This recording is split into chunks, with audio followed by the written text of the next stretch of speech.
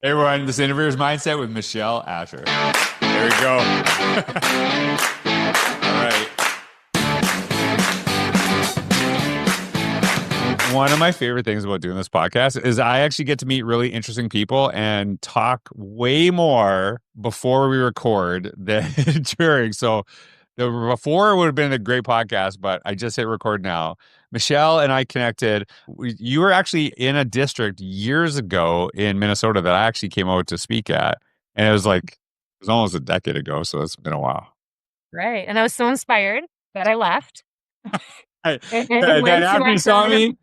after you saw me, you're like, I am out of here. And I'm now you out. work with, is it Primrose Schools? Is that what Yeah, that's Primrose the Schools. organization? And so Michele and I actually have a lot in common, really focused on, bringing out the best in kids, but also we have like a shared connection, just health and wellness. And I think that's something that's really important to me. It's become really important, especially in the last, it's always been important, but like more so in the last 5 years. I think exercise has always been important to me, but actually like not eating horribly is just now, that's like my last 5 years. Not all the time. I don't eat well all the time. So Michele actually does a lot of stuff with behavior programs, which I think, kind of a need in education right now, a big conversation. You were a special education teacher, is that correct? Yeah, absolutely. I worked in a behavior program for years, working with really intense behaviors of young children and supporting their needs in various ways in an exclusionary program. So they were children who were not functioning in the public school setting. So it's pretty intense, but amazing work. Best And so, days. and so, like, tell us a little bit about, like, kind of how you're working in Stillwater area schools. I think I looked it up. I was there in 2018. I've done a lot of work in Minnesota. It's a wonderful, like, some really amazing people there. And one of my favorite events, I'm going to tell you, I remember it to this day. So if anyone from Minnesota, I think it was called Ties at the time. It's called something else. And Innovator's Mindset just came out literally. And I remember like, I think 500 people bought it right after. And I was like, this is the coolest thing ever. And I remember like signing 500 books that day. And I was there for like 3 hours signing books. And that was like the first time I ever talked about Innovator's Mindset. So that is just a really cool thing. So tell me a little bit about kind of like what you're doing today, but actually kind of your pathway to how you got there through some of your career. Yeah. So currently, I'm a senior education consultant at Primrose Schools. Before that, I worked as a special education teacher and behavior specialist for Stillwater Schools. But what really got me into this is my sister has a son who was born with autism. And his first 6 months of life were pretty typical. And he was born the same time that I had my son, my oldest son. And so, but as you watch their milestones month after month, it became pretty obvious that he had delays. And then by 18 months, they were really significant. And so, with his diagnosis and watching her frustration, I grew up in a really small rural community with limited resources, right? And a lot of unknowing. It was basically she was shouldering all this by herself. And so I went back to school to become just really more versed in how do I support her and how do I help him. And so that was the journey of what led me down that path was helping my nephew and my sister on their journey, which then just turned into these amazing relationships you build with families because you become part of their family when they have children who are struggling and they're just deeply struggling, right? And they're shunned. It's either the child is shunned and not wanted in the classroom because of whatever they're doing, whether it's hitting, swearing, physical violence, aggression. The parents become shunned from the community as well, almost as if it's something they're doing, right? Or not doing. And so I really seized that opportunity and learned so much through, a lot of things I wouldn't do again necessarily, but you learn through trying a lot of different strategies, how to help support the children and teach skills, right? It's all about what they don't know how to do yet. And then working with the families to say, hey, like I see you and I know you love them and I know you're trying to do what you think is best in this very moment. Let's partner together and try to come up with something better, right? Let's try to come up with a plan that can support this child and teach skills. And I did that for a long time. I'm an empathetic person. I throw my heart into it. And I was taking every child home with me every day, really just getting worn down, raising my own family and loving the work so much, but just I kept feeling like I should be doing something different, something bigger, something more with everything that was happening. And it led me down the path to working for Primrose Schools, which is based in Atlanta, but it's a nationwide franchising company. And through a series of 7 interviews, and I think it was like 1,200 applicants Oh, for the job, I found my way through my first boss who hired me. Her name is Sarah Paul, who is this amazing woman who just gets it. And she's like, we just need a you in our company. We need a you. We need a voice who can talk about children who are struggling, who can talk about adults who are struggling, and do it in a way that's not shaming. It's not blaming. It's, hey, like, let's pause, let's learn more, and let's just try to come up with a way that we can look at this differently, right? And we don't have to always blame or shame. And children, I'm like, these children are so small. Uh, mm. and they've been on the earth for like 52 months, and we're assuming they're trying to ruin our lives, right? Like, no, that isn't how this works. Well, when you and I connected, I think one of the things that really sticks out to me with your personality and kind of your outlook on education and honestly the world is you're very, and maybe I'm making an assumption, just kind of basically what I'm seeing on social media is you really are looking for the good in everybody. I think that's something that really connects with me, and I will be honest with you. I try to, but it's something I have to be very intentional about because I can find bad stuff real easily. Do you know what I mean? Like it's something I have to train my brain to. And there's a book that it's funny because I could not really tell you much about the book. And it was like I read the first couple chapters. I'm like, okay, I'm good. This is all I need from this book. And it was a Malcolm Gladwell book, and it was about David and Goliath. And one of the things that really stuck to me was basically the premise of David and Goliath is David is the underdog and Goliath, and that's why it's such a good story. But then he's like, actually, David was quite nimble. He was good with a slingshot. So what have people have historically looked at as deficit has actually been a strength. And it actually started kind of waking me up that I'm a very fast talker, and people bring this up all the time. Do you know where fast talkers, and it is like I have been diagnosed with ADHD, and where fast talkers really excel in front of teachers who don't have much of attention span. And like, I get it all the time. Like, your pace, I love your pace because I got to keep up. And one of the things that he said in the book, and I'm just kind of sharing this from memory, is basically a lot of CEOs are have dyslexia. And the reason why there's a correlation is that a lot of people with dyslexia have to have a very finite attention to detail, which is a beneficial, a strategy for a CEO. And so, how do you kind of like, I know that I'm not saying like, hey, kids hitting people, like, what's the good in that? I'm not saying that at all. It Yeah. is, how do you kind of like shift some of the thinking yourself to kind of look for the strength in what many might perceive as the deficit? Because I think there is some power there. Oh my gosh, that is the power, right? And you're right. It's not easy. I mean, there are days where I'm like, oh my gosh, You're not this just isn't. like me. Well, right. Like sometimes my instant thought is at times when someone comes to me, this isn't even a problem. Like, why do we even think this is a problem? But on my team that I work on now, one of the women I work with is so great at saying to me, Michelle, like the things that you think and say naturally that come to you, that's not anyone else. So I need you to peel back. Like I need you to peel back and come back to thinking that what you're thinking and seeing is not the perception that a lot of other people have about, say, this behavior or this situation. So part of it is just how you're wired, right? It is, I just choose to think that there's good in motion. And I will say, sometimes just really bad things happen and there's no good. I don't try to say if something tragic happens, there's this good sunny outline happening. There's not. It's bad. And as we move forward, we can try to do better and find better ways to move forward, right? Yeah, I don't know. I wish I could give you like this magical long answer. I'd be a bajillionaire if I could. But when I look at children and I see what's happening in classrooms, what I do know is they're telling us something and they need to learn something. And the teachers around us, teachers often feel like they're not successful, which brings out shame or difficulty or blame instead of us like just switching the script and saying, hey, I'm going to flip the script on this and I'm going to talk about like, what do you think this child needs to learn? What is one thing you wish they could learn that would make the day better for everyone? And then, okay, what is one thing you as a teacher can do now to help that happen? And then what is one thing I could do if I'm, say, your mentor, your admin, your whatever it is? What's one thing I can do to help you do that, to help the child do that? So I try to play it out like that. Let's start with the child. What could they do? What can you do? What can I do? It's the like, basically release the responsibility, but it's the opposite way. And I think, the more you just let people know, like, it's okay. Do you need to vent? I'll listen. But we have to get out of that, right? We have to decide what's the problem and what can we do. Actually, I don't know if it's going to make me look really bad. Uh, there are sometimes kids would do really stupid things when I was in Mhm. administrator, Yeah. and I wouldn't yell at them or anything like that, but I'd make them like take ownership, talk it out, and they'd feel guilty and they'd feel horrible. And I actually remember this is going to make me look so bad.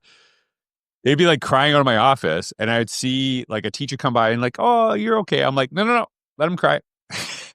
I actually want them to feel bad, like because if you're like, "Hey, no, it's okay," you like punch this kid in the face. No, it's not okay, and you should Yeah. actually feel horrible. And I again, I would say like, do you hate that you're crying right now? And they're like, yeah. I'm like, don't do it again. Like that will actually stop this crying in the future. And I think sometimes it is okay to like just let a kid feel bad about doing something stupid, right? Like, and that's how you correct behaviors, you know, in the end. Am I horrible for Well, saying that right no, now? you're not horrible. Okay. I do feel bad because like it did work. Like because you're like, Okay, but I don't here's want to the feel bad. thing. Right.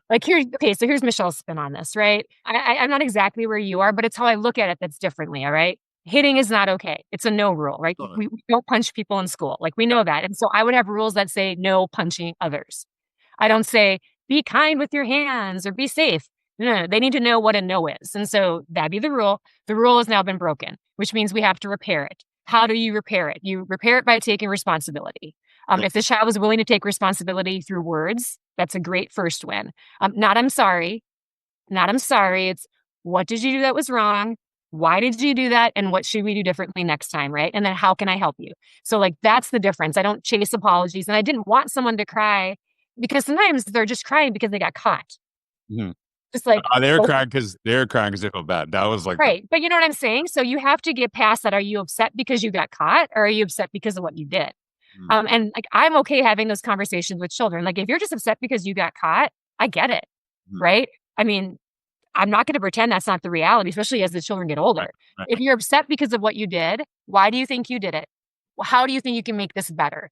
And I think we make a huge mistake. We do this with adults, by the way, more than children, which is interesting. When someone starts crying and they're really upset, oh no, it's okay. It's okay. It's okay. Don't cry. It's okay. And I don't do that. Yeah. Someone cries, I may cry with them.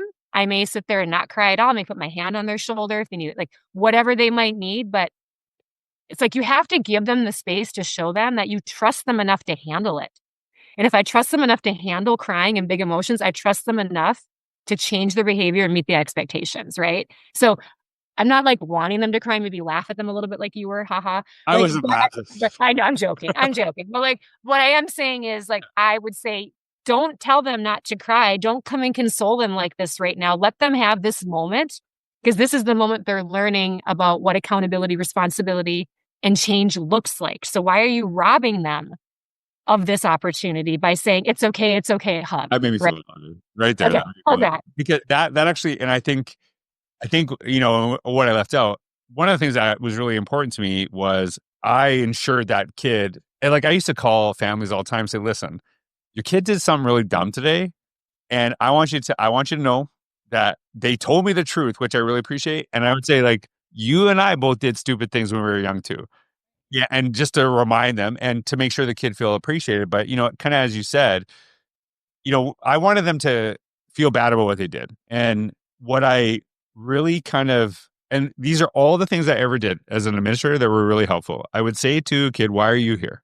Like, Mhm. why are you here? And I would not say anything. I would not tell them the story because I think a lot of times when you're like, I heard you did this and you did this, all of a sudden they're focusing more on what you're saying as opposed to what they did. So I'm trying to get them to internalize.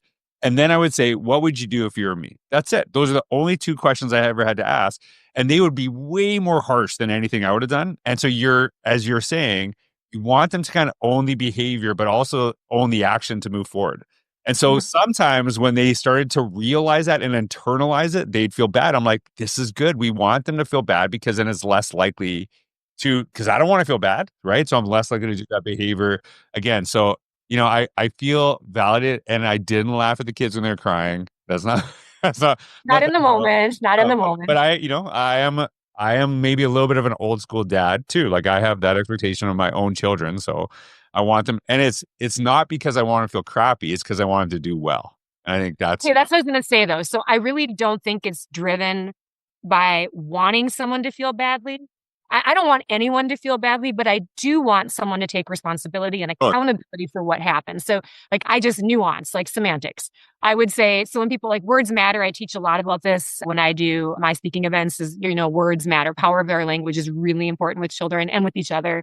And so I'm not looking for someone to feel bad about themselves or feel guilt or shame necessarily, but I am looking for you to say, I'm not proud of what I did. I want to take accountability for what I did, and I want to learn about what should I do differently next time, or what can I change, or so it's just semantics. I get that, but I think when you say it the way I'm saying it changes how parents hear the message oh, and how they look at their own child. Is I'm not looking for the outcome, which is shame and guilt and feeling terrible and beating yourself up for the next 12 years. No, no, no. Because I know, like, I can think back to a couple episodes in school, and I'm sure you can too. I'm sure everyone can, of that I'm time. thinking about them right Yeah, right, right, right. now. Either as a teacher or as a student, right? And I'm like, that did not. So I was called a chatterbox in first grade. Okay.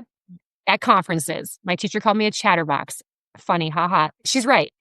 But I didn't talk for like the next 5 years in school because I was scarred by it. I became so quiet. I was so afraid I was going to get in trouble for talking that I stopped talking literally until high school. I was the most quiet child. And look at me now. You can't shut me up. So I came back full circle, but you're right. Like those are Yeah. big moments that leave lasting marks. And I think that's why I tried to say as little as possible to get them to talk. Do you know what I mean? That I Oh, think it's kind of like owning it and that was something important to me. And I wrote about this just the other day. The school secretary at the time, her name is Frances Agurian, and I remember her saying this. And I know this sounds weird. I love doing the discipline stuff in our school. I did it as assistant principal, and it was like typically that was the role of assistant principal. When I became a principal, I'm like, nah, I'm still doing it. Like I just love doing it. And she said to me, "Hey, when you call home, know you're going to destroy this family's day. Like they're going to be destroyed. So make sure they know you care about their kid." And I think that to me was not only important to communicate with the family, but also to the kid. That even though they screwed up, like you said, like I would love to say, like I screwed up as a kid, and I feel okay. I screw up as an adult all the time. And sometimes I'm like, God, I need to feel like a little bit worse about this too, right? And like I maybe dwell on stuff a little bit more than I should, but I really appreciate that because it's like, yeah, now we're both like feeling guilty for like stuff we've done. So, which is maybe not. well, but like the sweet spot is teaching a child to learn accountability, right? Because like if you just there are those who just do whatever they want and they bulldoze people and never feel guilty or remorse or regret. Like Sure. that's not okay either. That's why teaching is so important. It's teaching the skill of what does repair, what does accountability look like, and that if you can help a child learn what that feels like and looks like in action versus just by saying I'm sorry, that's how you get to adults who don't just bulldoze and actually not have, because they do exist. I mean, I've been bulldozed myself a few times. And like I think the biggest message too is you're not defined by your like lowest or worst moment. No one is, no matter what. Like in life, we all make mistakes and there are going to be times that we just wish things would have turned out a different way. But you're robbing yourself of life if we continue to define somebody by that one bad encounter, bad experience. 100%. I could not agree with that more because I think a lot of times I see how I say this to people all the time. If like, and I say this in defense of kids, if your worst 10 minutes were online, I say this to groups all the time, would any of you have a job? And no one has ever put their hand up. No, Right. no. And it's like, so like maybe just back off a little bit. Cause like we've all done dumb things. Okay. I know I only got a couple minutes left. Yeah, One of the things that you really I feel you're passionate about it. And maybe I don't know if you're passionate about it, but I feel you're passionate about it from just kind of what I see. And I think, you said we're not defined by like one moment, but I think we're defined by what we do consistently. And I sure. think one of the things that you're really focused on is your health. And I know this is a big conversation, going into this year, teachers, really focusing on making sure they take care of themselves. What is like one piece of advice you'd give to someone listening that has benefited you? Sure. You have to always make time to do something that moves your body, right? It looks different for everyone, but I mean, two things. You need to move your body and you need to be outside. Hmm. The minute, whether like walking outside, even if it's 10 minutes. If I'm teaching in the classroom and I was having like many of those days working with really intense children, I would say I need at least 5 to 10 minutes and I would go outside and just walk, just pace, walk a lap around the school, whatever it is. And instantly it's your nervous system just comes back to where it needs to go. It's not perfect, but it's a way. And I think sometimes instead of just pausing for 10 minutes, like 10 minutes only, and just separating, taking a lap, getting some fresh air, and then trying to re-show up for a situation changes the outcome. It changes the outcome. So in a school setting, I would say give yourself those 5 and 10 minutes before you continually, keep grinding after the same battle when you can, or when you go home. Like, don't answer things right away. Give yourself some space to think, think clearly and not react, right? Listen, don't react. And then I believe in yoga. I lift weights. I hike a ton. I love being outdoors. I live in the middle of nowhere in a cabin and I love it, with animals. And so the more, I could Right. encourage people to be outdoors and disconnect, put your phone away, put your email away, put it all away and find time just to be. We have a hard time being. We always want to be connected and we want to, I don't know, it's hard to feel bored, I guess, for lack of a better phrase, but let yourself feel bored a little bit more with no internal inputs or external inputs and see what happens. The one I'm going to totally advocate for your advice. When I moved to Florida, this is like 3 years ago, I started walking. I know this sounds weird. I never used to walk my dogs because it was like freezing cold where I lived and whatever. And I would just like open the door, they'd go in the backyard, that kind of thing. But I started walking them when I got here and they loved it and they were like excited about it. And now my current dog, Suggs, loves it. But Jesus, it helped me set the tone for my day. Getting outside first thing in the morning, moving, and it's just like I wake up, kind of like, just get some fresh air. So I think that is really kind of, I think 99% of my ideas for books, for blog posts, for stuff have come from when I was running, right? Or walking outside. So I think, I know not everyone's going to do yoga, not everyone's going to run. I think both of us would say find something you love that gets you moving. And that, Correct. right? So, Yeah. so And quiet, like away from the inputs. Get away from the inputs and let your body do its job. as I get older, the more I just sit in silence. I don't know if Silence is so good. Same. I don't know if it's a good thing sometimes. I'm like, oh, like no, people wouldn't believe it about you and I. That's what's funny is because we're both talkers. But no, I can't do this if I don't have that. It's funny because like sometimes it's in silence because I just can't stand my own voice. So I'm like, I cannot listen to me anymore. So Eric, you got a meeting, you got work to do, and thanks for taking time out of your day. Connect with Michele. You'll see her Instagram down below. But thank you so much for taking time out of your day. I hope you have a wonderful day. Thank you, everyone, for listening.